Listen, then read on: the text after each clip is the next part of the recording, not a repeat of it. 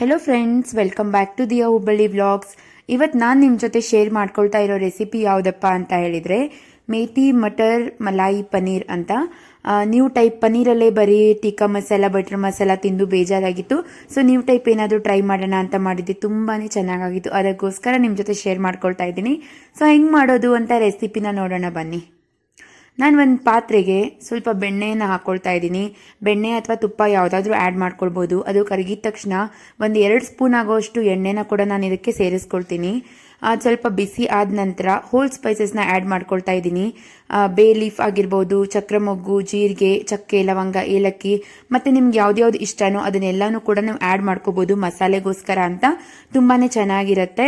So ಲೈಟಾಗಿ ಒಂದು aroma flavour ಬರೋವರೆಗೂ ಎಣ್ಣೆಯಲ್ಲಿ ಚೆನ್ನಾಗಿ ಫ್ರೈ ಮಾಡ್ಕೊಳ್ಳಿ. ಇದು ಫ್ರೈ ಆದ ನಂತರ ನಾನು ಇದಕ್ಕೆ ಮೆಣಸಿನ್ಕಾಯಿನ ಕಟ್ ಮಾಡ್ಕೊಂಡಿದ್ದನ್ನು ಹಾಕ್ಕೊಳ್ತಾ ಇದ್ದೀನಿ.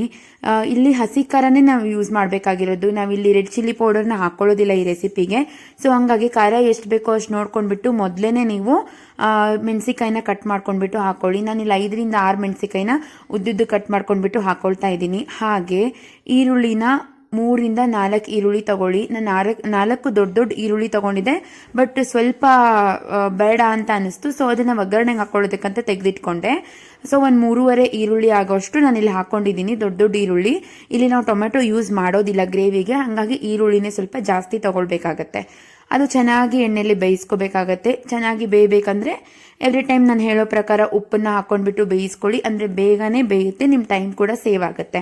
ಅದು ಚೆನ್ನಾಗಿ ಬೆಂದ ನಂತರ ಈರುಳ್ಳಿ ಸ್ವಲ್ಪ ಟ್ರಾನ್ಸ್ಪರೆಂಟ್ ಆಗಬೇಕು.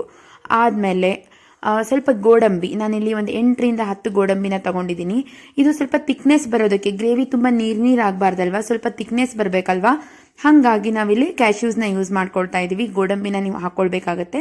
ನೋಡ್ತಿರ್ಬೋದು ಈರುಳ್ಳಿ ಫುಲ್ ಮೆಶಿ ಆಗಿದೆ, ಟ್ರಾನ್ಸ್ಪರೆಂಟ್ ಆಗಿದೆ, ಪೂರ್ತಿ ಬೆಂದಿದೆ. ಇದನ್ನು ನಾನು ಒಂದು ಪ್ಲೇಟಿಗೆ ಹಾಕ್ಬಿಟ್ಟು ಎತ್ತಿಟ್ಕೊಂಡು ಬಿಡ್ತೀನಿ ಆರೋದಕ್ಕೆ ಅಂತ ಹೇಳಿ. ಇದು ಏನು ಬೇಯಿಸ್ಕೊಂಡಿರ್ತೀವಿ ಈರುಳ್ಳಿ ಮೆಣಸಿನ್ಕಾಯಿ ಎಲ್ಲ ಚೆನ್ನಾಗಿ ಆರಬೇಕು. ಇದು ಪೂರ್ತಿಯಾಗಿ ಆರೋದಕ್ಕೆ ಬಿಟ್ಬಿಡೋಣ. ಅದು ಆರೋವರೆಗೂ ನಾವು ಇಲ್ಲೊಂದು ಒಗ್ಗರಣೆ ಹಾಕೊಂಡು ಬಿಡೋಣ. ಹಾಗೆ ಇನ್ನೊಂದು ಕಡಾಯಿಗೆ ನಾನು ಸ್ವಲ್ಪ ಬೆಣ್ಣೆನ ಹಾಕ್ಕೊಳ್ತಾ ಇದ್ದೀನಿ. ಇದು ಮನೆಯಲ್ಲಿ ಮಾಡಿರುವಂಥ ಬೆಣ್ಣೆ ಇತ್ತು, ಹಾಗಾಗಿ ನಾನು ಅದನ್ನೇ ಯೂಸ್ ಮಾಡ್ಕೊಳ್ತಾ ಇದ್ದೀನಿ. ಬೆಣ್ಣೆ ಅಥವಾ ತುಪ್ಪ ಯಾವುದನ್ನಾದರೂ ಯೂಸ್ ಮಾಡ್ಕೋಬೋದು. ಹಾಗೆ ಒಂದು 3 ಸ್ಪೂನ್ ಆಗೋಷ್ಟು ನಾನು ಚಿಕ್ಕ ಸ್ಪೂನ್ ಯೂಸ್ ಮಾಡ್ತಾ ಇದ್ದೀನಿ ಎಣ್ಣೆ.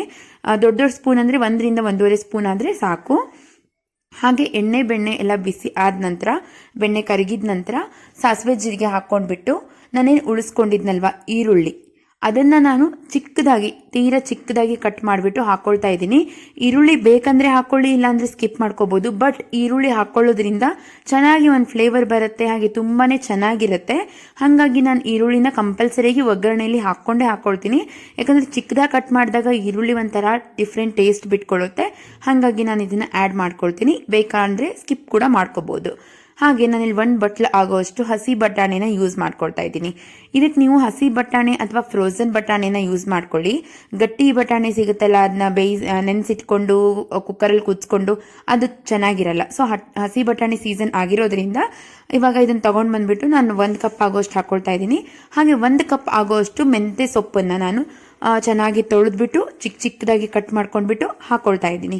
ನೀವು ನೋಡ್ತಿರ್ಬೋದು ಬಟಾಣಿ ಮತ್ತು ಮೆಂತ್ಯ ಸೊಪ್ಪು ಚೆನ್ನಾಗಿ ಫ್ರೈ ಆಗಬೇಕು. ಅದಕ್ಕೂ ಕೂಡ ನಾನು ರುಚಿಗೆ ಎಷ್ಟು ಬೇಕೋ ಅಷ್ಟು ಉಪ್ಪನ್ನು ಹಾಕ್ಕೊಂಡ್ಬಿಟ್ಟು ಚೆನ್ನಾಗಿ ಫ್ರೈ ಮಾಡ್ಕೊಳ್ತೀನಿ. ಸೊ ಮೆಂತ್ಯ ಸೊಪ್ಪೆಲ್ಲ ನೀರು ಬಿಟ್ಕೊಳ್ಳುತ್ತೆ, ಹಾಗೆ ಚೆನ್ನಾಗಿ ಬೇಯುತ್ತೆ. ಬಟಾಣಿ ಕೂಡ ಸ್ವಲ್ಪ ಸಾಫ್ಟ್ ಆಗುತ್ತೆ.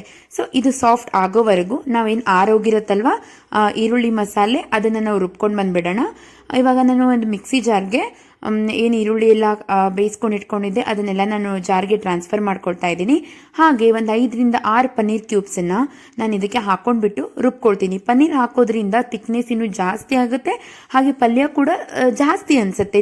ನೀರಾದರೆ ಪಲ್ಯ ಸಾಕಾಗೋದಿಲ್ಲ ಅಲ್ವಾ. ಹಾಗಾಗಿ ಕ್ಯಾಶ್ಯೂಸ್ ಮತ್ತು ಪನ್ನೀರ್ ಹಾಕೊಳ್ಳೋದ್ರಿಂದ ಪಲ್ಯ ಕೂಡ ಈಡಾಗುತ್ತೆ. ಹಾಗಾಗಿ ನಾವು ಕ್ಯಾಶ್ಯೂಸ್ ಮತ್ತು ಪನ್ನೀರನ್ನು ಇದಕ್ಕೆ ಆ್ಯಡ್ ಮಾಡ್ಕೊಳ್ಳೋದು, ಹಾಗೆ ಟೇಸ್ಟ್ ಕೂಡ ತುಂಬಾ ಚೆನ್ನಾಗಿ ಬರುತ್ತೆ. ಹಾಗೆ ಇಲ್ಲಿ ನಾವು ಮೆಂತ್ಯ ಸೊಪ್ಪು ಮತ್ತು ಹಸಿ ಬಟಾಣಿನ ಬೇಯಿಸ್ಕೊಂಡಿರ್ತೀವಿ, ಅದಕ್ಕೆ ನಾನು ರುಬ್ಕೊಂಡಿರುವಂಥ ಮಸಾಲನ ಹಾಕ್ಕೊಳ್ತೀನಿ. ಚೆನ್ನಾಗಿ ಎಲ್ಲದಕ್ಕೂ ಸೇರೋ ರೀತಿ ಮಿಕ್ಸ್ ಮಾಡ್ಕೊಳ್ಬೇಕಾಗತ್ತೆ. ನೋಡ್ತಿರ್ಬೋದು ಎಷ್ಟು ನುಣ್ಣಗಾಗಿದೆ ಮಸಾಲೆ ಅಂತ. ತುಂಬಾ ಸಣ್ಣ ಮಾಡ್ಕೋಬೇಕು, ಒರಟಾಗಿ ಇರಬಾರ್ದು ಮಸಾಲೆ. ತೀರಾ ಸಣ್ಣ ಆದರೆ ತುಂಬಾ ಚೆನ್ನಾಗಿರುತ್ತೆ, ಕ್ರೀಮಿ ಟೆಕ್ಸ್ಚರ್ ಬರಬೇಕಾಗತ್ತೆ. ಕ್ಯಾಶ್ಯೂಸು ಪನ್ನೀರ್ ಹಾಕೋದ್ರಿಂದ ಏನಾಗುತ್ತೆ, ಕ್ರೀಮಿ ಟೆಕ್ಸ್ಚರ್ ಇರುತ್ತೆ. ಸೊ ಹಂಗಾಗಿ ನುಣ್ಣಗೆ ರುಬ್ಕೊಂಡು ಜಾರ್ಗೆ ಏನು ಹತ್ತಿರುತ್ತೆ ಅದಕ್ಕೆ ನಾನು ನೀರು ಹಾಕ್ಕೊಂಡ್ಬಿಟ್ಟು ರಿನ್ಸ್ ಮಾಡ್ಕೊಂಡ್ಬಿಟ್ಟು ಇದಕ್ಕೆ ಹಾಕ್ಕೊಳ್ತಾ ಇದ್ದೀನಿ. ನೋಡ್ತಿರ್ಬೋದು ತುಂಬಾ ಚೆನ್ನಾಗಿ ಬರ್ತಿದೆ. ಅದು ಒಂದು ಸ್ವಲ್ಪ ಎಣ್ಣೆ ಬಿಟ್ಕೊಳ್ಳೋವರೆಗೂ ನೀವು ಅದನ್ನು ಕುದಿಸ್ಕೊಳ್ಬೇಕಾಗತ್ತೆ. ಹಾಗೆ ನಾನಿಲ್ಲಿ ಒಂದು ಸ್ವಲ್ಪ ಅರಿಶಿನ ಪುಡಿ, ಹಾಗೆ ಒಂದು ಸ್ಪೂನ್ ಆಗೋಷ್ಟು ಗರಂ ಮಸಾಲೆ ಪುಡಿ, ಇವು ಇದು ಎರಡನ್ನ ಹಾಕ್ಕೊಂಡ್ಬಿಟ್ಟು ನಾನು ಚೆನ್ನಾಗಿ ಕಲಿಸ್ಕೊಳ್ತೀನಿ. ಇಲ್ಲಿ ನೀವು ನೋಡ್ತಿರ್ಬೋದು ನಾನಿಲ್ಲಿ ರೆಡ್ ಚಿಲ್ಲಿ ಪೌಡರ್ನ ಯೂಸ್ ಮಾಡ್ತಾ ಇಲ್ಲ. ಇದು ಕಲರೇ ಹಿಂಗೆ ಬರಬೇಕು. ರೆಡ್ ಚಿಲ್ಲಿ ಪೌಡರ್ ಹಾಕ್ಬಿಟ್ರೆ ರೆಡ್ ಕಲರ್ ಆಗಿಬಿಡುತ್ತೆ, ಅದು ಬೇಡ ನಮಗೆ, ಓಕೆನಾ? ಸೊ ಹಂಗಾಗಿ ಹಾಗೆ ನಾನೇನು ಪನ್ನೀರ್ ಕ್ಯೂಬ್ಸ್ನ ಕಟ್ ಮಾಡಿಬಿಟ್ಟು ಇಟ್ಕೊಂಡಿದ್ದೆ ಅದನ್ನು ಕೂಡ ನಾನು ಇದಕ್ಕೆ ಆ್ಯಡ್ ಮಾಡ್ಕೊಳ್ತಾ ಇದ್ದೀನಿ. ಹಾಗೆ ಎಲ್ಲ ಚೆನ್ನಾಗಿ ಮಿಕ್ಸ್ ಆಗೋ ರೀತಿ ಕಲಿಸ್ಕೋಬೇಕಾಗತ್ತೆ. ಹಾಗೆ ನಾನಿಲ್ಲಿ ಒಂದು 2 ಚಿಕ್ಕ ಸ್ಲೈಸಸ್ ಆಗೋಷ್ಟು ಚೀಸನ್ನ ಹಾಕ್ತಾ ಇದ್ದೀನಿ. ಚೀಸ್ ಯಾಕೆ ಹಾಕ್ತೀವಿ ಅಂತ ಹೇಳಿದರೆ ಅದು ಕ್ರೀಮಿ ಟೆಕ್ಸ್ಚರ್ ಬರಬೇಕು. ಹಾಗೆ ನಾನು ಹಾಲಿನ ಕೆನೆ ಏನು ಬಂದಿರುತ್ತಲ್ವ ಅದನ್ನೆಲ್ಲ ತೆಗೆದಿಟ್ಕೊಂಡಿರ್ತೀನಿ ಬೆಣ್ಣೆ ಮಾಡೋದಕ್ಕಂತ. ಸೊ ಆ ಕೆನೆನ ಕೂಡ ನಾನು ಇದಕ್ಕೆ ಆ್ಯಡ್ ಮಾಡ್ತಾ ಇದ್ದೀನಿ. ಫ್ರೆಶ್ ಕ್ರೀಮ್ ಇದ್ದರೆ ಅದನ್ನು ಕೂಡ, ಫ್ರೆಶ್ ಕ್ರೀಮ್ ಅಂತ ಏನು ಸಿಗುತ್ತಲ್ವ ಅದನ್ನು ಕೂಡ ಆ್ಯಡ್ ಮಾಡ್ಕೊಳ್ಬೋದು. ಬಟ್ ನಾನು ಪ್ರತಿಯೊಂದು ಕೂಡ ಮನೆಯಲ್ಲೇ ಇರೋದ್ರಿಂದ ನಾನು ಮನೇಲಿ ಇದ್ದದನ್ನೇ ಯೂಸ್ ಮಾಡ್ಕೊಳ್ತಾ ಇದ್ದೀನಿ. ಸಪ್ರೇಟಾಗಿ ಕ್ರೀಮು ಅದೆಲ್ಲ ನಾನು ತರೋದಕ್ಕೆ ಹೋಗಿಲ್ಲ. ಹಾಗೆ ಲಾಸ್ಟಿಗೆ ಒಂದು ಸ್ವಲ್ಪ ಕಸೂರಿ ಮೇಥಿನ ಹಾಕ್ಕೊಳ್ತಾ ಇದ್ದೀನಿ. ಇಫ್ ಏನಾದರೂ ಉಪ್ಪು ಕಡಿಮೆ ಅನಿಸಿದರೆ ಉಪ್ಪನ್ನ ಆ್ಯಡ್ ಮಾಡ್ಕೊಳ್ಳಿ. ನಾನು ಹಾಕಿರೋ ಉಪ್ಪು ಪರ್ಫೆಕ್ಟ್ ಆಗಿತ್ತು. ಒಂದು ಸಾರಿ ಬೇಯಿಸ್ಕೋಬೇಕಾದ್ರೆ ಹಾಕ್ಕೊಂಡಿದ್ದೆ, ಆಮೇಲೆ ಈರುಳ್ಳಿ ಬೇಯಿಸ್ಕೋಬೇಕಾದ್ರೆ, ಆಮೇಲೆ ಮೆಂತ್ಯ ಸೊಪ್ಪು ಬೇಯಿಸ್ಕೋಬೇಕಾದ್ರೂ ಉಪ್ಪು ಹಾಕ್ಕೊಂಡಿದ್ದೆ. ಸೊ ಇದು ಪರ್ಫೆಕ್ಟಾಗಿ ಆಗಿತ್ತು ಉಪ್ಪು. ಮತ್ತೆ ನಾನು ಎಕ್ಸ್ಟ್ರಾ ಉಪ್ಪೇನು ಆ್ಯಡ್ ಮಾಡ್ಕೊಳ್ಳೋ ಅವಶ್ಯಕತೆ ಬರಲಿಲ್ಲ, ಅದಕ್ಕೆ ನಾನು ಹಾಕ್ಕೊಂಡಿಲ್ಲ. ಖಾರ ಉಪ್ಪು ನಿಮ್ಗೆ ಎಷ್ಟು ಬೇಕೋ ಅಷ್ಟು ನೋಡ್ಕೊಂಡ್ಬಿಟ್ಟು ಹಾಕ್ಕೊಳ್ಳಿ. ನೋಡಿ ಎಷ್ಟು ಚೆನ್ನಾಗಾಗಿದೆ, ತುಂಬಾ ರುಚಿಯಾಗಿರುತ್ತೆ. ಒಂದು ಸಾರಿ ಟ್ರೈ ಮಾಡಿ ಮಿಸ್ ಮಾಡಲಾರ್ದಂಗೆ. ಹಾಗೆ ಹೇಗಾಗಿದೆ ಅಂತ ನನಗೆ ಕಮೆಂಟ್ ಮಾಡೋದನ್ನು ಮರೀಲಿಕ್ಕೆ ಹೋಗಬೇಡಿ.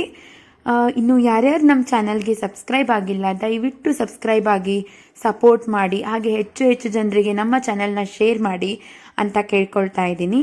ಹಾಗೆ ಮತ್ತೆ ಹೊಸ ವಿಡಿಯೋಸೊಂದಿಗೆ, ಹೊಸ ವ್ಲಾಗ್ಸೊಂದಿಗೆ, ಹೊಸ ರೆಸಿಪೀಸೊಂದಿಗೆ ನಿಮ್ಮೊಂದಿಗೆ ಬರ್ತೀವಿ. ಎಲ್ಲರಿಗೂ ಟೇಕ್ ಕೇರ್, ಬಾಯ್.